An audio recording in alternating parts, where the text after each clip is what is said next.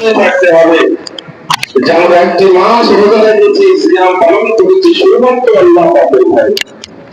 দুনিয়ার কোন মানুষের ভয় নয়, দুনিয়ার কোন মানুষের আমরা দেখানোর জন্য নয়, শুধুমাত্র আল্লাহ পাকের ভয়ে, আল্লাহ পাককে দেখানোর জন্য আমরা একটি মাস সিয়াম পালন করেছি।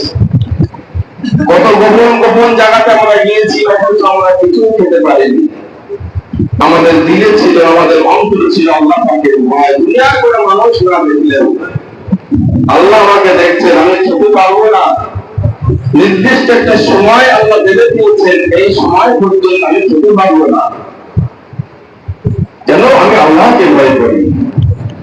সেই জন্য আল্লাহ রাব্বুল আলামিন আমাদের জন্য বিশেষ পুরস্কার রেখে দিয়েছেন, যেটা অন্য কোন ব্যক্তিদের জন্য এই পুরস্কার তারা পাবে না।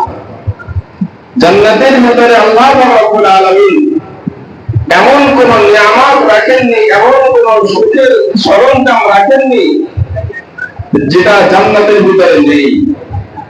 কিন্তু জান্নাতবাসীরা সমস্ত সুখের সরঞ্জাম, সমস্ত আরাম আয়েশ আনন্দ উপভোগ করার পরেও আল্লাহ পাকের দিদার যখন তারা পেয়ে যাবে, সমস্ত জান্নাতের সুখ, নাচ, নিয়ামত সবকিছু যেন তুচ্ছ হয়ে যাবে। আল্লাহ পাকের দিদারটা এত এত সুন্দর, এত এত মধুর আর আনন্দের হবে যে জান্নাতীরা জান্নাতের অন্যান্য নিয়ামতের কথা ভুলে যাবে।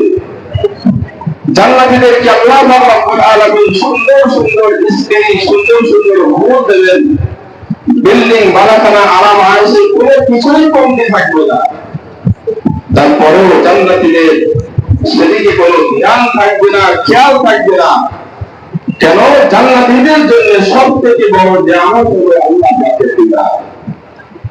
আর সেই দিদার আল্লাহ রাব্বুল আলামিন শুধুমাত্র রোজাদার ব্যক্তিদের জন্যই আল্লাহ রাব্বুল আলামিন রেখেছেন। তোমরা আল্লাহ রাব্বুল আলামিনের দরবারে শুকরিয়া আদায় করি যে আল্লাহ রাব্বুল আলামিন আমাদের সেই নসিব করেছেন, আমরা একটি মাস সিয়াম পালন করি, আদায় করি। আমরা আজকে গর্বিত, আমরা আজকে আনন্দিত। কিন্তু যারা রোজা রাখেননি, যারা সিয়াম পালন করেননি, যারা তারাবির নামাজ পড়েননি, যারা সেহরি ইফতার করেননি, তাদের জন্য কিন্তু আজকে এই আনন্দটা আনন্দ নয়। তারা হয়তো আমাদের সঙ্গে শামিল হয়ে আনন্দেই আমাদের সঙ্গে একটু আনন্দ পাচ্ছে বটে, কিন্তু আমরা যে মনে ভিতর থেকে যে আনন্দটা পাই, একজন রোজা না রাখনেওয়ালা ব্যক্তি কিন্তু অন্তর থেকে সেই আনন্দ পেতে পারে না, কখনোই পেতে পারে না। সেই জন্য বিশ্ব নবী সাল্লাল্লাহু আলাইহি ওয়াসাল্লাম বলেছিলেন যে তোমরা যারা সিয়াম পালন করনি, রোজা রাখনি, তোমরা ঈদ ময়দানে এসো না, তোমাদের জন্য ঈদ নয়। যারা রোজা রেখেছে, যারা একটি মাস তারাবির নামাজ পড়েছে, যারা মেহনত করেছে, তাদের জন্য বিশ্ব নবী সাল্লাল্লাহু আলাইহি ওয়াসাল্লাম বললেন যে তোমাদের জন্য আজকে খুশির দিন করে দিই। যাই হোক, আজকে এই দিনটাতে আমরা একে অপরের সঙ্গে কুশল বিনিময় করব, আনন্দ ভাগাভাগি করে দেব। বিশ্ব নবী সাল্লাল্লাহু আলাইহি ওয়াসাল্লাম বলেছেন যে ঈদের দিনে তোমরা তোমাদের তরফ থেকে ফিতরা আদায় করে দাও, ফিতরা আদায় করে দাও। ফিতরা আদায় করে দেওয়ার ভিতরে দুইটি হাকিকত রয়েছে, দুইটি কারণ রয়েছে। বিশ্ব নবী সাল্লাল্লাহু আলাইহি ওয়াসাল্লাম বললেন যে ধনী ব্যক্তিরা যদি ঈদের দিনে ফিতরা আদায় করে দেয়, আল্লাহ রাব্বুল আলামিন এই ফিতরা আদায় করার বিনিময়ে তার একটি মাস রোজা রাখার ভিতরে যদি কোনো ত্রুটি হয়ে থাকে, সামান্য কোনো ভুল হয়ে থাকে, আল্লাহ রাব্বুল আলামিন এই ফিতরা আদায়ের বিনিময়ে তার সেই ভুল ত্রুটিগুলো ক্ষমা করে দিয়ে আল্লাহ পাকের দরবারে সিয়ামটাকে কবুল করে নেন। বলুন সুবহানাল্লাহ। সেই জন্য আল্লাহ রাব্বুল আলামিন আমাদেরকে ফিতরা দেওয়ার হুকুম করেছেন। ধনী ব্যক্তিরা গরিব মানুষদেরকে দেবে, গরিব ব্যক্তিদের দেবে। আর দ্বিতীয় ফিতরার কারণ হলো এটাই। বিশ্বনবী সাল্লাল্লাহু আলাইহি ওয়াসাল্লাম বললেন যে ধনী ব্যক্তিরা যদি গরিব মানুষদের ফিতরা আদায় করে তাহলে ঈদের মতো আনন্দের দিনে গরিব মানুষেরাও একটু আনন্দের সঙ্গে একটু পেট ভরে তারা খেতে পারবে, ভালো মন্দ খেতে পারবে। সেই জন্য আল্লাহ রাব্বুল আলামিন তোমাদের জন্য ফিতরা নির্ধারণ করেছেন। যারা মুসলিম, আমি আপনি যদি দিন ইসলামকে নিয়ে একটু ভাবি, আল্লাহ রাব্বুল আলামিন আমাকে আপনাকে এমন একটি ধর্মে, এমন একটি দিনের ভিতরে আমাদেরকে পাঠিয়েছেন যে দিনটা কত সুন্দর, কত সুন্দর। আমরা একে অপরের সঙ্গে ভাতৃত্ব বোধ বজায় রাখবো, আমরা অশান্তি করবো না, ঝামেলা করবো না, সকলে সবসময় মিলে জুলে থাকবো। আর এই একে অপরের সঙ্গে মিলে জুলে থাকার কারণেই এই সিস্টেমটাকে আল্লাহ রাব্বুল আলামিন বজায় রাখার জন্যই দিন ইসলামের ভিতরে আল্লাহ রাব্বুল আলামিন বহু বিধান আমাদের উপরে চাপিয়ে দিয়েছেন যে এই বিধানগুলো তোমরা পালন করো, দেখবে তোমাদের ভিতরে ভাতৃত্ব বোধ পয়দা হবে, তোমাদের ভিতরে মিল মহব্বত পয়দা হবে, তোমাদের ভিতর থেকে অশান্তি দূরীভূত হয়ে যাবে। যদি আমরা আমাদের দিন ইসলামের একটি বিশেষ আমল নামাজকে নিয়ে যদি আমরা একটু ভাবি, অন্যান্য ধর্মে আপনারা খেয়াল করেছেন বা করবেন যে আমরা যেমন জমাতবদ্ধভাবে একে অপরের পাশাপাশি দাঁড়িয়ে আমরা সালাত আদায় করি, নামাজ পড়ি, এইরকম কোন নিয়ম, সিস্টেম, কৃষ্টি, কালচার আমার তো মনে হয় অন্য কোনো ধর্মে নেই। যখন আমরা কাতারবদ্ধভাবে জমাতে দাঁড়িয়ে যাই, আমি একজন ধনী ব্যক্তি কি আমি একজন খুব প্রভাবশালী ব্যক্তি, আমি একজন খুব সম্মানীয় ব্যক্তি, আমি কাতারে দাঁড়িয়েছি, আমার পাশে যদি একজন ভিখারি এসে দাঁড়িয়ে যায়, আমার পাশে যদি একজন কালো বর্ণের মানুষ এসে দাঁড়িয়ে যায়, আমার পাশে যদি সমাজে একটা নিচু শ্রেণীর মানুষ এসে দাঁড়িয়ে যায়, তাহলে আমার এই অধিকার নেই যে আমি তাকে সেখান থেকে সরিয়ে দেব। আল্লাহ রাব্বুল আলামিন আমাদের সেই বিধান দিয়েছেন। যারা ধনী বলে, আমি বড়লোক বলে, আমি একজন প্রতাপশালী ব্যক্তি বলে আমি একজন গরিবকে ঘৃণা করতে পারি না, আমি একজন নিচু শ্রেণীর মানুষকে ঘৃণা করতে পারি না। সে একজন মানুষ, আমি একজন মানুষ, আমার সঙ্গে তার আন্তরিক মহব্বত থাকতে হবে। কেন? সে আমার মুসলমান ভাই। বিশ্বনবী সাল্লাল্লাহু আলাইহি ওয়াসাল্লাম বলেছেন, তাম পৃথিবীর সমস্ত মুসলমান হলো একটা শরীরের মতো। আমার আপনার শরীরের কোন একটি অংশে যদি আঘাত লাগে, সঙ্গে সঙ্গে আমার সমস্ত শরীরটাই যন্ত্রণায় ছটফট করতে শুরু করে। ঠিক তেমন ভাবে তাম পৃথিবীর যত মুসলমান রয়েছে, তাম পৃথিবীর কোন একটি কোনায় যদি কোন একটি মুসলমানের শরীরে আঘাত লাগে, কষ্ট পায়, আমার সেই ধ্যান ধারণা রাখতে হবে যে আমার অন্তরেও যেন কষ্ট হচ্ছে, যে আমার মুসলমানটা বহু কষ্টে আছে, আমার ভাইটা কষ্টে আছে, আমার ভাইটা অন্য জাতির কাছে মার খাচ্ছে, কি লাঞ্ছিত হচ্ছে, কি বঞ্চিত হচ্ছে। আমি মুসলমান হিসাবে আমার দাবি, আমার মনের ভিতরে একটু জীবনের দাবি কষ্ট একটু লাগতে হবে। কেন? আমরা সব মুসলমান হয়ে একটা শরীরের মতো। বিশ্বনবী সাল্লাল্লাহু আলাইহি ওয়াসাল্লাম এই কথা বলতে গিয়ে বললেন, আল মুসলিমু আখুল মুসলিম, তোমরা সমস্ত মুসলমান একে অপরের ভাই ভাইয়ের মতো, তোমরা ভাই ভাইয়ের মতো হয়ে চলো।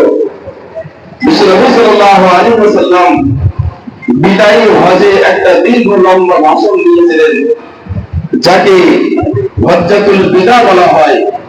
সেই হজ্জাতুল বিদায় আরাফাত ময়দানে দাঁড়িয়ে বিশ্বনবী সাল্লাল্লাহু আলাইহি ওয়াসাল্লাম যে দীর্ঘ লম্বা ভাষণ দিয়েছিলেন, বক্তব্য রেখেছিলেন, সেই দীর্ঘ লম্বা ভাষণের ভিতরে এই কথাটাও উল্লেখ ছিল যে তোমরা একে অপরে ভাই ভাইয়ের মতো হয়ে চলো, কখনো তোমরা অশান্তি করো না, কখনো তোমরা ছিন্ন বিচ্ছিন্ন হয়ে যাও না।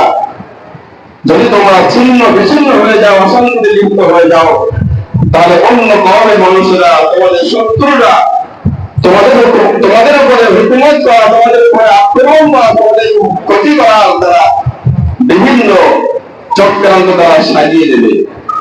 আর এটাই আজকে তাম পৃথিবীতে চলছে। তাম পৃথিবীতে মুসলমানের ভিতরে বিদ্যুৎ নেই। এক একজন এক একটা মতের দাবিদার।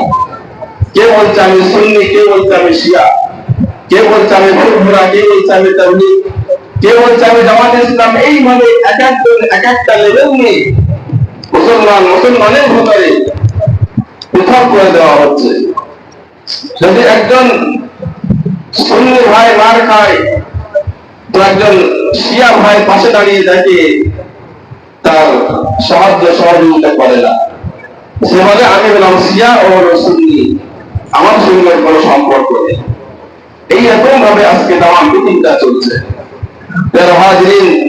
যে মুসলমান এক সময় তাম পৃথিবীতে রাজত্ব করেছিল, যে মুসলমানের শাসনে তাম পৃথিবীর তাবড় নেতা কেতা তাবড় রাজা বাস্তবা পর্যন্ত হত্যা করে জানত, আর সেই মুসলমান আজকে কোথায়?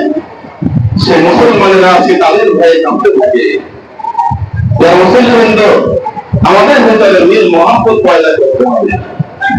আমার এই কথার কারণে আপনি ভাববেন না যে আমরা এখন তাম পৃথিবীর সমস্ত মুসলমানকে নিয়ে আমরা মিলে ঝুলে চলবো, এটা সম্ভব নয়। আমার জন্য যেটা সম্ভব, আপনার জন্য যেটা সম্ভব, সেটা হলো আপনি আপনার ভাইয়ের সঙ্গে মিলিত হয়েছে বলুন, আপনি আপনার গ্রামের মানুষের সঙ্গে, পাড়া প্রতিবেশীর সঙ্গে মিলে ঝুলে চলুন, আপনি আপনার নিকটতম আত্মীয়দের সঙ্গে মিলে ঝুলে চলুন, পরিবারের অশান্তিগুলো দূর করুন। যদি আপনারা 5টা ভাই থাকেন, 5টা ভাই যদি আপনারা মিলে ঝুলে চলেন, তাহলে পাশে আর একজন প্রতিবেশী আপনাদের ক্ষতি করতে, আপনাদের উপরে কোনো শত্রুতা করতে তার ভয় লাগবে যে ওরা 5 ভাই মিলে আছে, যদি আমরা কিছু করতে যাই ওরা 5 ভাই মিলে আমাদের আক্রমণ করতে পারে। ঠিক তেমন ভাবে আমরা সমস্ত মুসলমান ভাই ভাইয়ের মতো আমরা সকলেই মিলে ঝুলে থাকবো। দেখবেন অন্যান্য ধর্মের মানুষ বা আমাদের শত্রুরা আমাদের উপরে কথা বলতে তারা ভয় পাবে। যাই হোক, আমার বলার দাবি আজকে দিলে যে আমরা সকলেই মিলে ঝুলে থাকবো, মিল মহাব্বতের সঙ্গে চলবো, ভাই ভাইয়ের সঙ্গে মিলেমিশে চলবো, ভাতৃত্ব বোধ আমরা বজায় রাখবো, একে অপরের সঙ্গে আমরা কুশল বিনিময় করবো, একে অপরের খবর নেব। আমার ভাইটা কেমন আছে, আমার প্রতিবেশীটা কেমন আছে, তারা কিভাবে দিন কাটাচ্ছে, সমস্ত কিছু আমাদের খবর নিয়ে আমাদের ভিতরে মহব্বত পয়দা করতে হবে। আজকে সেই দিন, বিশেষ দিন, যে দিনে আল্লাহ রাব্বুল আলামিন বিশ্ব নবী সাল্লাল্লাহু আলাইহি ওয়াসাল্লামের মাধ্যমে দিয়ে আমাদেরকে এই শিক্ষা দিয়েছেন। বিশ্ব নবী সাল্লাল্লাহু আলাইহি ওয়াসাল্লাম যখন ঈদ ময়দানে আসতেন, তিনি যে রাস্তা দিয়ে আসতেন, যাওয়ার পথে অন্য রাস্তা দিয়ে যেতেন। বিশ্ব নবী সাল্লাল্লাহু আলাইহি ওয়াসাল্লাম সাহাবাদেরকে বলতেন যে তোমরা যখন ঈদ ময়দানে যাবে, যে রাস্তা দিয়ে যাবে সেই রাস্তার আশেপাশে যে সমস্ত মানুষ রয়েছে, তোমার মুসলমান ভাই রয়েছে, তাদের খবর নেবে, তাদের সঙ্গে তোমাদের কুশল বিনিময় করবে। আজকে সেই মন মানসিকতা, সেই দিন আজকে কোথায় আমাদের কাছ থেকে হারিয়ে গেছে। আজকে আমরা ঈদের দিনে বিভিন্ন শরিয়াত খেলাফি কাজ নিয়ে ব্যস্ত হয়ে আনন্দ উপভোগ করি, কিন্তু যেটা শরিয়াত আমার জন্য জায়েজ করেছে, হালাল করেছে, যেটা আমাদের নির্দেশ করেছে, সেদিকে আমাদের কারো গুরুত্ব নেই। যদি একজন একটা বাড়িতে বাপ বেটা মেয়ে সকলকে এক জায়গায় বসিয়ে দেওয়া হয় যে তোমরা একটু বসে গল্প করো, একে অপরের সঙ্গে কুশল বিনিময় করো, তো দেখা যায় আজকে এই যুগে যে তারা একে অপরের সঙ্গে কুশল বিনিময় না করে, কথাবার্তা না বলে, তারা সবাই একটা মোবাইল হাতে নিয়ে যে যার মতো মোবাইলের দিকে তাকিয়ে থাকে। বাপ বেটার খবর নেওয়ার সময় হয় না, বেটা বাপের খবর সময় নেওয়া হয়, বেটা বাপের খবর নেওয়ার সময় নেই, মা বেটির কোনো সম্পর্ক নেই। আজকে আমাদের থেকে এমন একটা সমাজ আমাদের কাছে চলে এসেছে।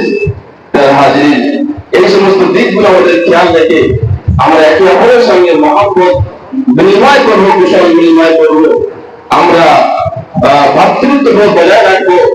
আমরা সকলেই মহাপদের সঙ্গে আমরা সকলে চলার চেষ্টা করব।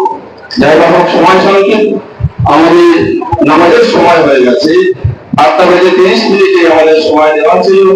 আমরা নামাজ শুরু করবো। সকলে একটু দাঁড়িয়ে একটু কাতারটাকে সোজা করে দিই। নারায়ে তাকবীর, নারায়ে তাকবীর, নারায়ে তাকবীর।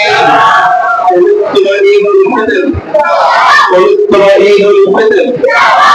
নারায়ে তাকবীর, নারায়ে তাকবীর। সকলে দাঁড়িয়ে পায়ে তাকিয়ে গায়ে গায়ে দাঁড়ান। কাতারটা সোজা করে নেন। কাতারের মাঝখানে ভাঙা রাখবেন না। নীল মহাব্বতের সাথে গায়ে গায়ে ডান দিকে বাঁ দিকে তাকিয়ে কাতারটাকে